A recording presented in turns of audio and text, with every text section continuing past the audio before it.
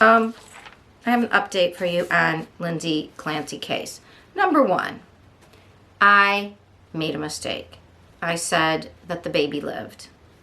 The baby survived the first 3 days. I made an error based on my cognitive bias of wanting to believe, oh, the baby lived. Well, I had been reading an article for the timeline, and I knew that all 3 had perished, and yet when I read that, my brain automatically was like, yeah, oh, but no, one survived, because I wanted one to survive. That is cognitive bias. You can know something is not true and then want something to be true, so that if you see one thing, you are biased towards, oh, that's what I want. Basically, that's what I want to be true, so it must be true. It's really something that we all do, and so I'm calling myself out for that. It was my error. So we now have a better timeline. I'm going to do a bigger case update on this because I think it's very important that we know precursors to this happening, even though this only happens with an actual infanticide or felicide in like 1% of cases, but we need to do better.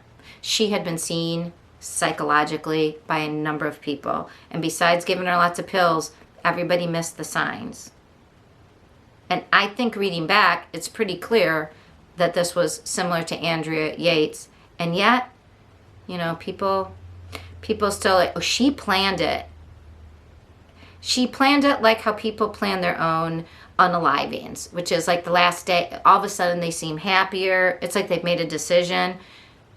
Just because if you're having delusions and psychoticness, I just made that up. I just think we need to talk more about when new moms are experiencing a lot of anxiety and depression, they can't be left alone. They must be given support, no matter what they want, because lots of people are perfectionists and will try to cover up. They'll say something, it will leak out, and then they'll take it back. That seems to be, I'll tell you more about this case, but man, she was on 13 drugs at different times in the past, like in the months leading up.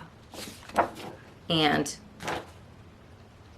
let me just tell you, I don't think her husband really understood as much, but the system